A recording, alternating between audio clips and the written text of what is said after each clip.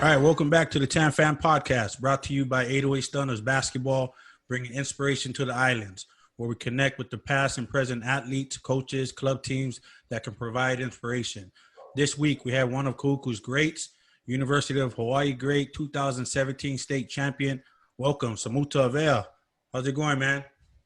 Oh, well, thanks for having me. Appreciate it. Thanks for jumping on. Yeah, I appreciate it, man. Thank you for taking the time to, chat with me and, hopefully inspire some of this youth that's jumping on right now, man. Of course. So everyone knows who you are. You know what I mean? If they don't, then something's definitely wrong. You know what I mean? But for those who don't know you, can you let them know where you was born and raised? Of course. Yeah. I mean, lived in Hawaii all my life. I was actually born in Utah. Just my mom is from Utah, but I mean, lived here ever since I was one. Grew up in Hauula, went to Kahuku Elementary, Kahuku High School. Just country kid, raised, and yeah, just island boy pretty much. Yeah, that's what's up. That's what's up. Yeah. So you play ball at Kahuku. Tell me, how's it like playing basketball for Kahuku? It was awesome. I mean, like it being a football school like it is, and like basketball being my sport, it was always my goal to like, man, I gotta bring people out. I gotta give people something to watch on the court, because I mean, I started off being a water boy for the teams back when Hiram Makino was the coach. I was water boy, just watching all the big boys play. So I knew once I got on the court, it was going to be a really special feeling, like just to play on the same court as them. We got to wear their same warm-ups, little things like that. It made it really special for me. So yeah, can't really describe it. How's the community and the people at Kahuku like, man? I mean, it's one of a kind. It's hard to put into words how much they mean to us players and everything they do for us. They're very competitive, but it's all out of love. You hear the good and the bad from them. So no matter what, they're there to support you, and they're proud of you no matter what. So it's a one of a kind community for sure. Well, I never heard no bad, so I don't know what those people are hearing. You know, I mean, I heard nothing but good things about the community of Kahuku, man. Like, no, I just mean if you play a bad game, you'll hear that from them. Okay, I got you. Yeah, don't keep it real. So playing ball at Kahuku, you played your first 2 years, and then you transferred to Utah your junior year, right? Yes, sir. Tell me, what was the reason for you to transfer to Utah? Personally, it was not really receiving interest that I thought I could get with what I was able to do on the court. And I mean, that was just reality of the situation at the time. It wasn't really many exposure things going on when I was playing. So when I thought of the opportunity to live with my aunt and play for a good circuit out there, that was what I felt was best for myself, to play in front of like people who could help me get recruited. Was it hard for you to leave your family back here to go and play at Utah? Yeah, I mean, definitely. It was very fast. I mean, I remember we had just lost in the OIA championship. Yeah, I remember that. And it was about 2 weeks later that I actually left. So I mean, the decision happened fast because I had to finish school there to be eligible for the following year. Mm. But it was definitely a shock for my parents just hearing me be young and want to make that change so quickly. But it ended up working out in my favor, so I'm glad I did it. Nice. Now you got to experience playing ball in Hawaii and in the mainland.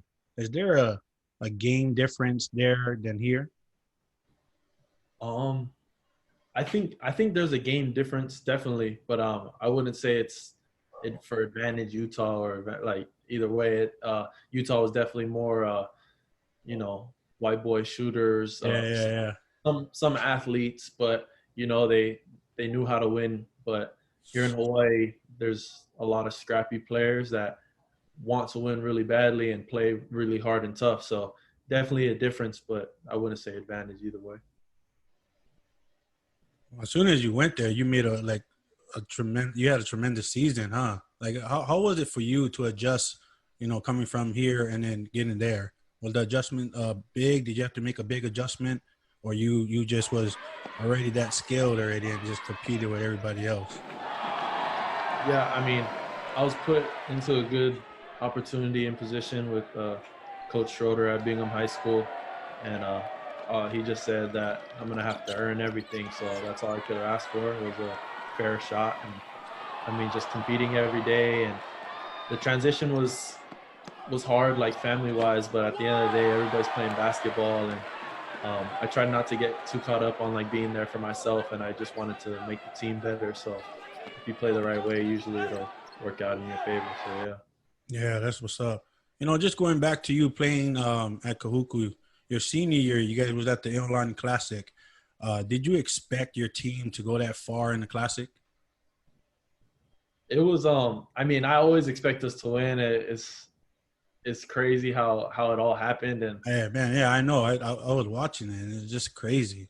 yeah, I mean, it was day by day just seeing more and more people come out that I definitely didn't expect to see that. Um, those were the first games that we played with Daniel Fotu. Yeah. So it was hard to expect much because I hadn't played with him much before those games. So after the first one, I was like, okay, like this could be serious. And me and him and Josiah and then Kessie, Kaula, and Cody, it was just a really fun dynamic we had going. And the fans kept coming out and supporting the Hawaii team. So it was really fun to play for. That was a crazy team you guys had that year, man. And you guys beat, top schools in the nation. You guys definitely put Hawaii on the map for that.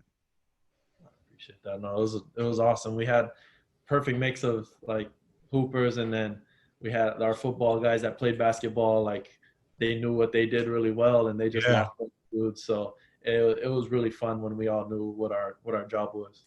I think one of the games I watched, and I forgot who it was, but I know you guys point guard Josiah drove down, did a floater, and I think he missed, and Daniel Fotu came out of nowhere and just cleaned that up and just Yeah, yoked it on two guys. And I was like, man, I bet none of those mainland teams expected, a Hawaii team to be playing ball like that.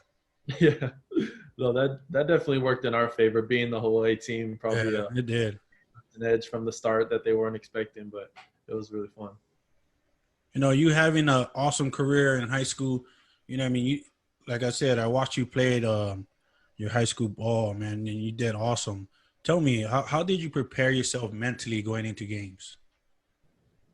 Ooh, man, it was definitely something that was just on my mind ever since the night before. That I mean, just locking in and nothing really else being on my mind except for the game. I know some people are different. They just kind of go and chill and like try not to think about it too much. But I mean, all throughout school, I'd be thinking about it. I don't take my headphones off and um, just trying to envision what I'm about to do on the court. And then once it gets close to warm-ups, then I just start to loosen up and then have fun. But it's definitely a lot of just visualizing what I'm gonna do and making sure I get my workouts in before the game so I'm warm going into it. Nice. Yeah. I thought you would be like, one of those guys that just listen to music right before the game and just get all hyped. Usually that's what guys do now. You know what I mean? Yeah. What No, it's what what schools besides Hawaii was recruiting you? um, to start off, it all came really quickly. When I moved to Utah, I ended up getting offers from Wyoming, uh, Montana, Weber State, um, UC Davis, and a lot of schools came out to watch me work out too at Bingham. Um, but it was a cool experience through that recruiting process. Uh, Talking to a lot of these high major coaches, but when I got that opportunity to play at home, it was something surreal. So I was really excited to take advantage of that. So as soon as Hawaii, gave you that offer, was it a done deal? Yeah, I mean, it in my mind it was like confusing because I was at home and then I left and then they offered me, so it was a little bit of a weird feeling at first, and I went through the recruitment process to just feel things out. But being away from home and them having given me an opportunity, it was always in the back of my mind, like that's where I want to be. So do you think, because that happened to you, that's the only way to get recruited from Hawaii? No, definitely not. I don't believe that at all. I think that wherever you are, they'll find you. For my specific situation, I think that's how it worked out for me. But I'm hoping that through my play, and I mean, every time I play a game, my hope is to just prove that Hawaii boys should be looked at more, so that I can change my journey and have it change somebody else's journey that's trying to make it in Hawaii. Hey, I agree. I really agree with that. I think there's a lot of talent out here back at home, man. They just need that opportunity. You know what I mean? Yes, sir. I know you decided to opt out this season, right?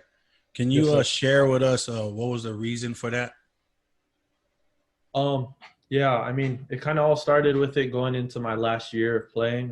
Like it was going to be my senior year, and we had a really nice schedule set up with North Carolina and I mean San Diego State coming down, all of these good teams, and then as it slowly drifted away, and I mean, you know how Hawaii is. There's not much gyms around to get in and work Yeah, on your game. yeah. When they started to restrict that, and I wasn't able to get in the gym at UH like I like to, I felt that it was in my best interest to just work on my own game, travel to the mainland, and get in the gyms I can. I mean, um, just really work on my game and prepare myself for the last year that I know I need to get where I want to and where I can take this team to. So yeah, it was a tough process because I'm cheering them on, watching, but it's definitely a weird feeling sometimes. But yeah, I'm happy with my decision. And I don't know if you know, but you have a lot of fans, man. Like, I mean, a lot. And I know some of my players big fans of you, and they you know, were so bummed out when they heard that you wasn't going to play this season and stuff like that. But It means a lot. you wouldn't believe how much fans you got, man. It's crazy. It means a lot, coach. Yeah. So, can you tell us how is your workouts like, and how often do you work out? I mean, it's like definitely set in stone before the week starts. Usually Sundays are my more chill days. I mean, I'll still probably do something that keeps my body moving, or like some cardio or a little weight workout. But I mean, I like to get on the court at least twice a day, in the morning and night, and then have my weights or conditioning in the middle of the day, so I can like refuel and maybe take a nap or rest up. But yeah, it's usually about 3 workouts or 2 or 3 workouts a day. Jeez. Yeah. That's no wonder why you the player you are, man. That's crazy. No, it's I've, But I've learned a lot yeah, from. I get it though. You got to do it. You know what I mean? It has to be done. You know what I'm saying? If you're not putting in that much work a day, don't cry with the results you're getting at the end. You know what I mean? Right. So but it shows why you doing what you're doing. All that work you put in, it shows, man. Like, how to you? Do you think every athlete in Hawaii should work out just as much as you working out to get to where you at? Definitely. I mean, given the access, I feel like you got to be able to work out, like outwork your opponent, and always keep that on your mind. And you're gonna get in whatever you put into. You're gonna get out whatever you put into it. So, like I notice my game, if I'm not putting in the work that I need to, like things don't feel the same. So as much as I didn't put in the work, it's definitely a confidence thing that helps me out, where I know I've done this so many times. So when I put that shot up, I know it's going in. That's what's up. How long did it take you to perfect your shot that you have right now? Your shot is money now. You know what I mean? I mean, I still haven't gotten there. It's always a work in progress. I've made a lot of progression with it, and that was definitely something that I was lacking in my game coming out of high school. I couldn't really shoot it like that, so I took that criticism and put it in the work, and with a lot of help from a lot of different coaches. I mean, just giving me tips and how to like my mechanics and stuff. So just really putting in the work, and it's still a work in progress. But yeah, just confidence and seeing it through. That's pretty much all it is. Just going back to what you say about coaches and stuff, like how many coaches and trainers has like been helping you throughout your career? It's something I think about every day, and I'm grateful for every morning. I mean, it's starting with Coach Allen Aquina and Hiram Aquina, playing for them when I was so young, and knowing I'd be a guard in the future. That's something that I'll be thankful for. And then having met somebody like Clint and him being such a vital part to, That's the man right there. yeah, seeing my journey, like seeing my future before I saw it. That's such a crazy feeling that, like, looking back, I'll always be thankful for. And um, just a lot of good people that I've been able to have in my journey. I mean, Sunil now working with me in my body. It's all like a very fun journey that I'm really grateful for all of them. Just growing up and all those coaches, that's been helping you and all that, did they, you know, make things a breeze for you, or were they always hard on you and putting you, I know a lot of coaches, they coach and train different, you know what I mean? And I know some of them, they're not, how you say it? They don't want to put players down. Did you have those type of coaches where they just talk to you nice? No, I mean, it was like Clint will tell you there's lots of times where he knows that I'm just like, man, like, just, I just don't want to hear him anymore. But in the moment, I'm taking it and trying to apply it to the workout. But when you're dead tired, it's hard to see through. But I mean, they're never taking it easy. Always keeping me paranoid and working me as hard as I can and pushing me to my limit. So, because those are the times you'll get better. Just it's just crazy because the generation now has changed a lot. You know what I mean? And I don't know, if this is the right way to say it, but a lot of the kids are soft now. You know what I mean? You know what I mean? And a lot of kids quit because coaches are too hard on them and stuff like that. What kind of advice can you give to players, that have coaches and trainers that's so hard on them?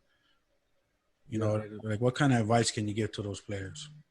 I mean, first, if any of them are listening, The Social Dilemma, it's on Netflix. If they have an hour to watch that, I'd love for them to watch it, because it's the day and age we're growing up in, and everybody loves social media and like likes and all that stuff. But I mean, the game's not going to change. It's about what you work on, and the people around you are only trying to push you to make you better. So, I mean, the more you confront those, like, the brutal facts that you're not where you need to be, and this person's only trying to help you, that'll definitely pay dividends in the end. Yeah, I think that's the greatest advice right there, man. A lot of these kids need to hear that. Appreciate it. No, it's like everybody wants to see the good. Like, you post something, everybody's looking at the good comments you get Yeah, and yeah. the likes, and that's all they see now, because everybody's on their phones and stuff. But when you're on the court, it's not going to be all good. And the quicker you can embrace that and embrace the truth, you'll make jumps in your game. Do you think how was it, not think, but how was it for you? Did you ever pay attention to the media and all that? Certain aspects, like, definitely during like recruiting and stuff, or rankings, and like when at the beginning stages, when I'm like, dang, like nobody really knows my name. Like my sophomore year before I transferred, no, I wasn't really anywhere, and that's kind of the only time I paid attention to it, because I just wanted to use that fuel. But as far as like the noise and outside noise, I try to stay away from it as much as I can, and just use it as entertainment. That's kind of the only thing I'd say I pay attention to. That's I think a lot of these kids need to listen to what you just said, because they pay attention way too much to the social media and the media, It's man. not real life at the end of the day. It's a different world in there, and Yeah. obviously politics come into play with sports and stuff. But if you're focused on your craft, then you'll get better, and that's all that matters. Just like I said, mentioned earlier about, a lot of the kids now, they look up to you. Like, how special is that for you to know that these kids look up to you like that? Man, it's everything. That means the world. Like anytime I run into somebody and they say what's up or good game or anything like that, it just makes me really happy because I see myself in them. Like I was doing the same thing. I was at the UH games, and if I caught him at Walmart, I'd be like, wait, that's he plays for UH. So whenever I see them, I try to do as much as I can, get to know them, or whatever I can do in that little time because like I see myself in them, and it means the world that they're able to recognize me. Man, you're gonna get a lot of attention, man. No matter where you go, a lot of these kids they're fans, man. And then it's just crazy to see you, from when you started to now, the accomplishments that you have, the rewards and all that. It shows from all the hard work that you've been putting in. And I keep doing what you're doing, man. The more you keep doing what you're doing, the more kids that you're gonna change their lives and want to be more like you. And I think what you're doing is a great example of a lot of these kids in Hawaii to follow, man. No, I appreciate that, Coach. I love what you're doing. It's spreading the word about all the sports and putting in the right values while you're doing it. It's exactly what everybody needs. So no, it's love. Hey, I'm trying, man. I'm doing my best. I want these kids to get to where you at, man. That's the goal. You know what I mean? That's the plan. And I just hope and pray that whatever, everything that I teach these kids, they get to where you at. You know what I'm saying? No, it means a lot. It means Yeah. a lot. Everybody that's on the live right now, whatever questions that you guys have for Samuta, man, now's the time to ask. He'll answer any questions that you guys want to know. But while I'm doing this and asking more questions, you guys just ask those questions.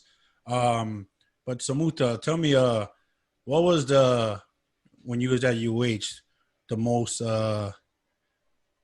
intense game for you throughout your career at UH? Like, what game was the most toughest game for you?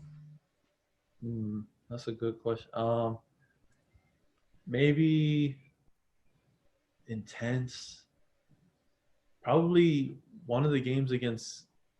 I mean, UC Irvine is just such a scrappy team. I mean, like Oregon and Miami. Those were tough games, but there's something about Irvine and how hard they play. Like just really hard nosed, and they do all the right things. And if you mess up, they'll pick you apart. So probably UC Irvine or Oregon was one of the hardest games that we played in that tested us well. What game was it that you hit the game winner? That was at Davis, UC Davis. Tell me how was that for you? Like, what was going through your mind, and how were you feeling it when before you cut that ball? Did you already know that you were gonna hit that shot? Yeah, it was crazy. Like before that, I had hit three threes in a row before that shot. So like when I caught that one with the time down, I kind of knew it was going in. But before that game, and like even the first half of that game, I had been in a kind of bad slump. I had just come off of a little injury. I'd been out a couple games, so I was missing a lot of shots after coming back. And then once I hit my first three in the second half of that game, I was like, all right, let's start rolling. And I mean, I was in the position to win the game, and I'm glad it happened. Nice. I saw that on the news, and I was like, man, I wonder how he felt right before he caught that pass. Like, you know what I mean? I know a lot of guys, they get all nervous taking those big shots, and it was amazing for you to just let it fly like that with so much confidence and get the W. You know what I mean? Yeah. No, that's So the time to dream of. one of the questions we have is, do you have a specific routine before games? Definitely. Yeah. Usually we'll have our walkthrough like team walkthrough sometime in the early afternoon. Um, After that, I'll eat like a really big meal, like usually pasta. I love to eat like a lot of pasta like earlier in the day because then I won't really eat the rest of the day leading up. But yeah, after that, I'll go home and I'll take like a quick nap and then I'll work out maybe like 3 hours before the game. And then after that, I'll go get taped and get warmed up. And then we'll warm up as a team an hour before the game. So I'll be warm going into it. You work out before the game? Yes, sir. Jeez, what kind of workouts are you doing before the game? Um, it's nothing. It's nothing too strenuous. I'll do like all my ball handling. Um, do a lot of like movement shots. I mean, lower reps than a usual workout, but just getting everything like in tune and getting a rhythm, and then end with some spot shots and free throws. So I feel good going into warm ups before the game. Nice. I think everybody should start doing that. Yes, sir. Just a little something. Right? Yeah. What was the hardest time in your basketball career, and how did you overcome it? Oh, That's a tough one. That's a good yeah, one. that is. I'd say definitely my freshman year and even my sophomore year of college. I mean, this past season was kind of the only time my role expanded in college so far. So, I mean, going through those first 2 years, not playing a lot, I was never used to that. I was going through a lot of things with learning the system and, you know, learning what our coach like preaches and putting it onto the court. So going through that and feeling like, dang, my hard work's not really paying off right now, but still making sure I stay at it. That was a real mental battle for me. Still working on my game while not seeing the rewards just yet. And then still a little bit the same my sophomore year. And then my junior year, I got a little bit more opportunity, and I still think that the best is to come. So those first 2 years were really definitely the hardest in my career so far. From high school to now, you obviously got bigger physically. So would you say the physical part elevated your game? It helped a lot. It helped a lot, definitely. It's a there's a lot. It's a big change playing against older guys when you're a freshman and that. But I think more mental and skill wise was more important for me, and I think important for everybody. I mean, a lot of people want to try and go get buff for like basketball and stuff, and I think learning the game and learning the skills and the fundamentals is the most important thing, and something that translated better for me once I figured out what I needed to do. Nice. So another question from the live. What was difficult about the recruitment process? Ooh, yeah, it was interesting. I mean, definitely learning like what is a good fit and what coaches really want you and need you rather than just want you, kind of. Because when my recruitment process started, I was hearing from everybody. I was hearing from a lot of high majors, a lot of all types of schools, and probably shouldn't have been thinking about that too much and just focused on getting better every day and, you know, choosing the right school. But I mean, it didn't last too long. Like me getting caught up in the hype, I just it was so different coming from Hawaii and hearing from Yeah. these schools that Yeah. I watched all the time. But yeah, it was hard like to put past, like, because it's a business at the end of the day for these coaches. So understanding that was probably the hardest part, but it all worked out well. So I'm happy.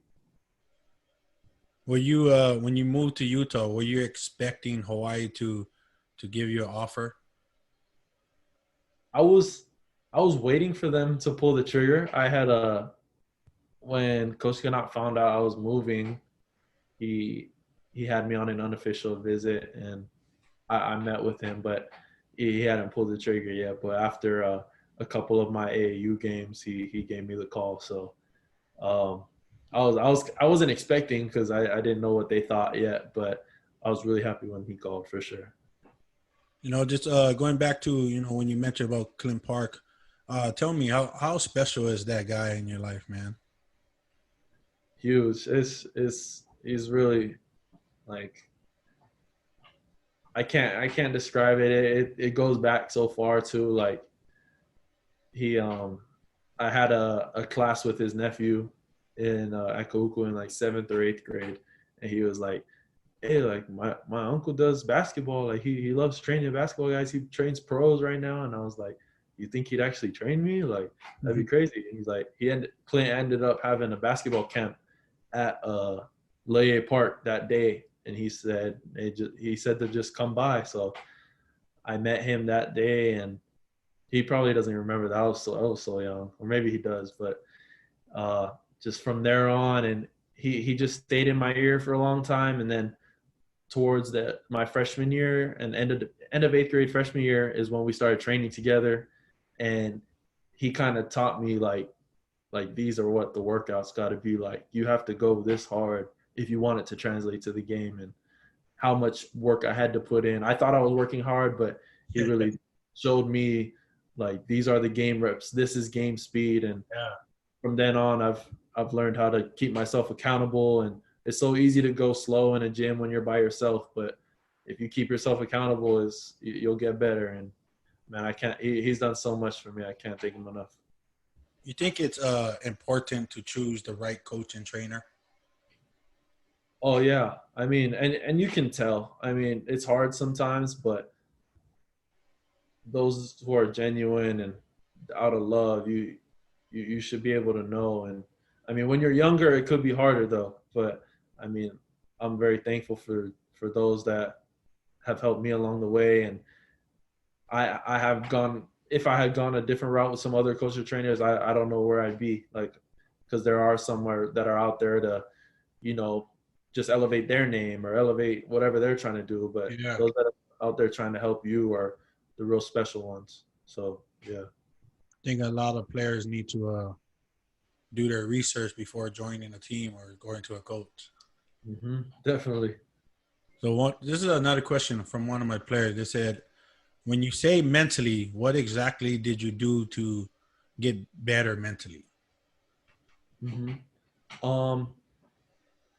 Watching film was big for me, and that's probably like far ahead of what his age is. But I mean, when you're practicing, and I mean, it's just something as little as keeping your eyes up when you're dribbling. Like that's using your mind while you're playing and being able to see your teammates. So that's something I had to learn, making reads and making the right play. Those things mentally, I mean, they are physical, but making reads like that and making your teammates better, it does come down to reads and stuff like that. You know, I never did watch film in high school. Yeah, see, and neither did I. So, like once I hit college, I was Yeah, like, all right, that's when you start realizing it. You know what I mean? that's the change. I gotta get better in this. So, yeah. You know, it does help though. It's just crazy to know that, you know, just like you said, the little things is the most important thing than anything else. Like a lot of these kids don't understand that.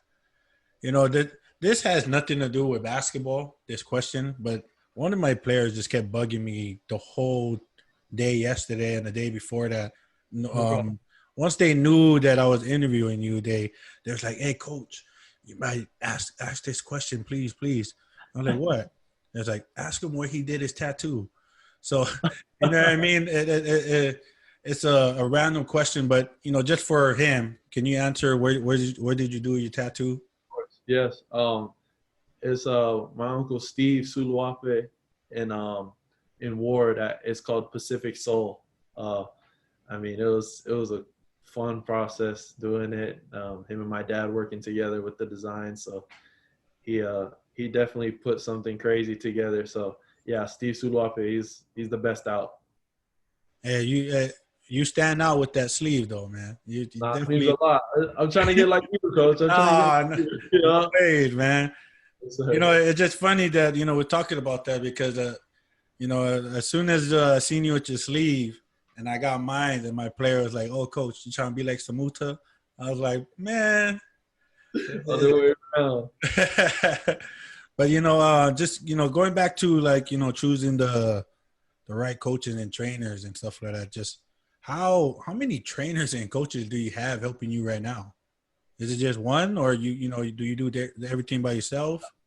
I mean, my situation right now is a little difficult with my opt out. Like I have family in Utah, so when I travel to Utah, I'll work with Tanner at Lace 'em Up Basketball and that facility there in Utah. But yeah, it's really just Sunil here in Hawaii that I work with, the game changer. Yeah. To that I work on my explosion and my basketball first step.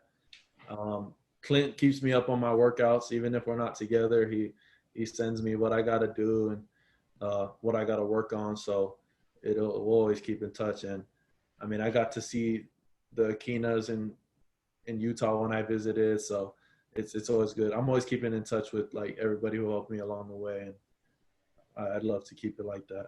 Man, like you said, man, you got to have the eye for those type of coaches and trainers. I mean, you'll know who's the special one, the one that's really doing it out of their heart, and out of love. Like you could tell who's the one who's really doing it, for the love and for the players and the kids. And those guys that you mentioned are definitely guys that's doing it out of love, man. Like I see all your videos that you've been posting about your workouts with Game Changer. Man, that guy is the man. I don't know him personally, but I see the workouts that you guys doing. It's crazy, and it's like you said, you got to do everything game like speed. You know what I mean? And then if you're not, you don't cry when you don't see the results. You know what I mean? Like Sure. it's just crazy. So how often are you with training with him? I'm with him every day, pretty Every much. day? Yes, sir. Yeah, we're the breakfast club. We get it in early, and then like usually on the weekends we'll go later afternoon. So yeah, it changes. Like the intensity changes throughout the week, so we're not just killing our body, but it's stacking the days is really important. So yeah. Nice, man. So before we end, man, what kind of advice can you give all these players in Hawaii? Man, just in whatever it is you want to do. I mean, for me it was basketball, but I think the biggest thing is just believing and keeping that mentality strong. I mean, you hear it all the time. They're saying like believe in yourself, but I mean, going through my journey and making things happen, that's all it really was believing I could do this and just working and putting the work in that would show out in the end. So, I mean, we're in Hawaii, but it doesn't matter. It's the same ball, it's the same hoop. So Yeah. as long as we put it in the hoop and we can defend and do the same things, there's no difference. And so if you really love it and or whatever it is you want to do, I think we got a chip on our shoulder here in the island. So I mean, you stay locked in and focused, you can do whatever you put your mind to, for sure. It's funny that you said that because everybody that I interviewed before you uh, always mentioned that at the end that we're from an island. You know what I mean? So, and it's true.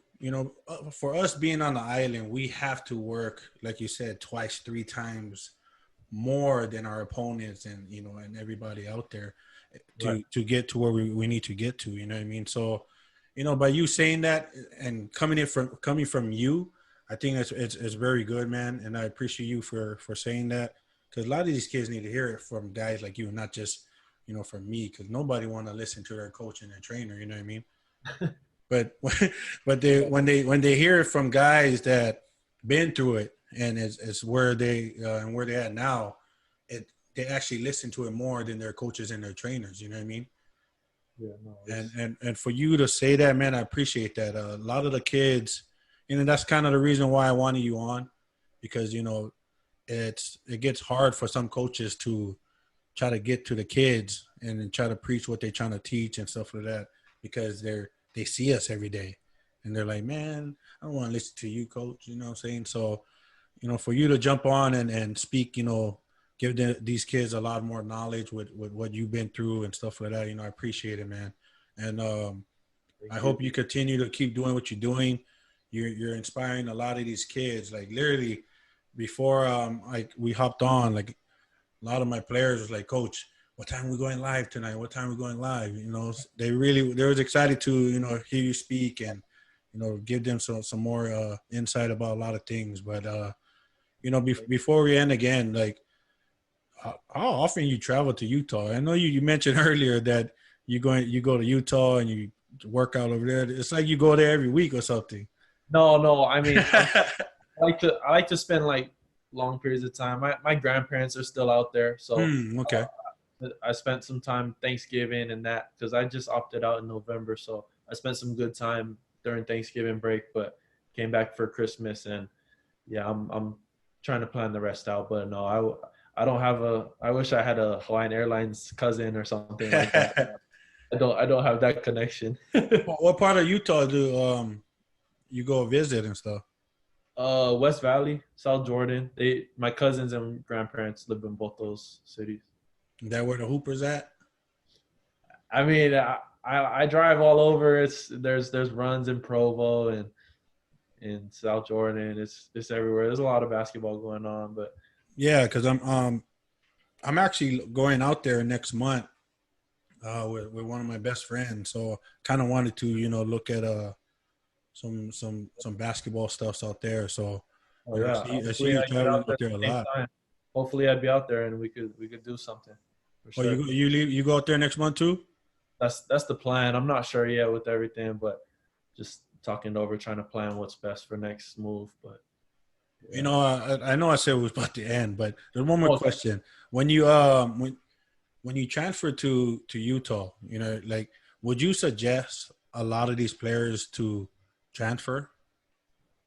Um, no, I wouldn't suggest it. I mean, because at the end of the day, all that matters is you getting better every day. And I felt like I was doing the most I could with what I was doing. And I mean, my team wasn't making it to state, and it's not my team's fault. It's not nothing like that. But I just wanted to be on a bigger stage. I wanted to compete with the best. So, I mean, I see a lot of teams putting together clubs that are going to play in the mainland and all those types of things. So, just playing in front of the best and against the best is like that's the goal. So, I Yeah, mean, man. See, that's the mentality these kids need to have, though. yeah. You want to be able to compete with the best.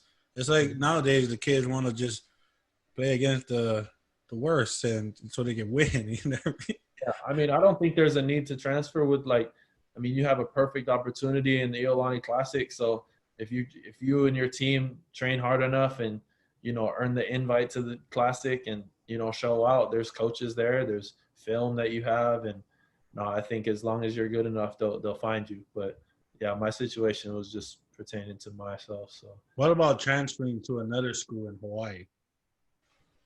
man, it's that's yeah. Yeah, if you want to come to Kahuku, just hit me up, man. We can work it out. Either Kahuku or come to Nanakuli where I'm at. Yeah, exactly. Powerhouses. Oh, we're not powerhouse yet. We're not powerhouse yet. We're not like Kahuku yet. We're trying to get there. We're working on it. I love it. I love it.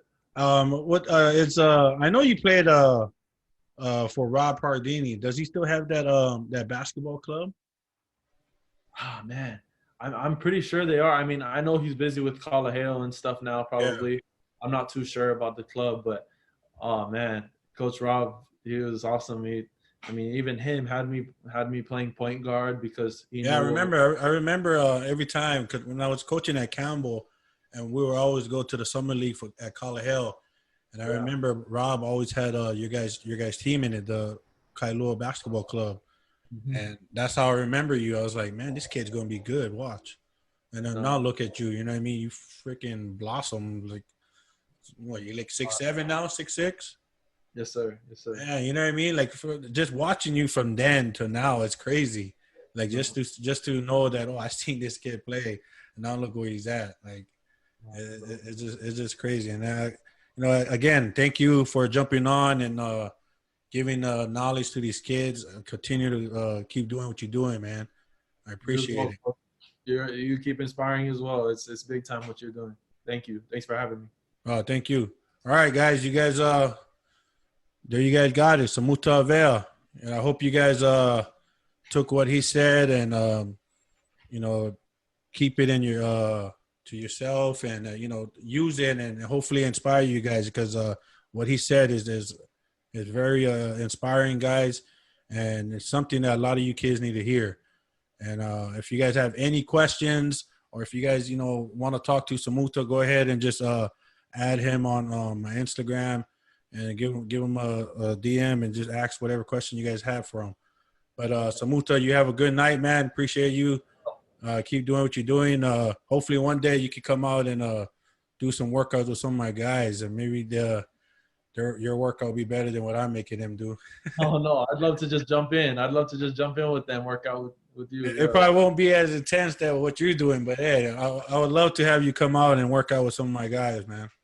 Do it. Yes, sir. Let's set that up. All right, man. You have a good one. You too, coach. Take care. All right.